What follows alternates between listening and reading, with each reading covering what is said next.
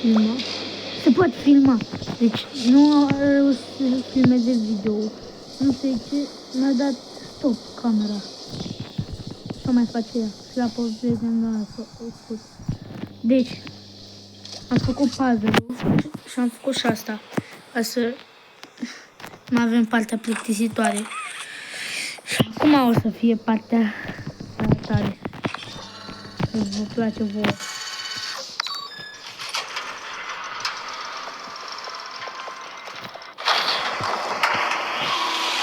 Uitați-mă, uitați-mă.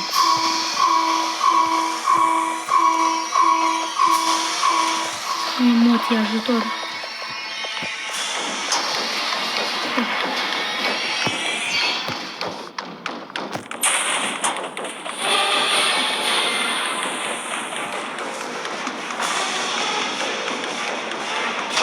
Știu că nu să vorbesc. Nu, partea asta. E genial.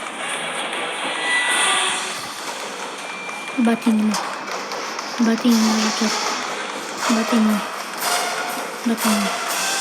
Nu să fie bine.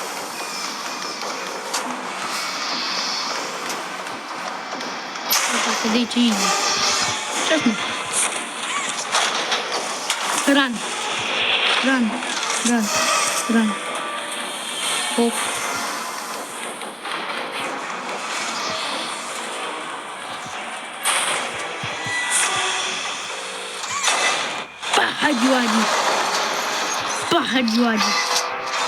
Pahagioagi.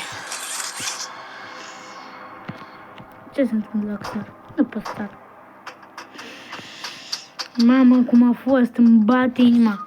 Oare cât puls am? Uitați dacă să vadă cât puls îmi dor. Cât puls?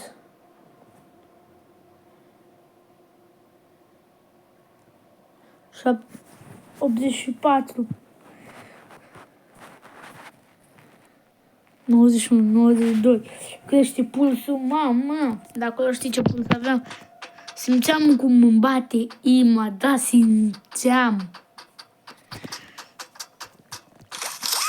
Mamă. Da, măcar n-am bătut din prima. Eu eram, v-am zis că s-a antrenat la Pop Playtime. Mai ales chapterul 1. Deci mai ales chapterul 1. Frate.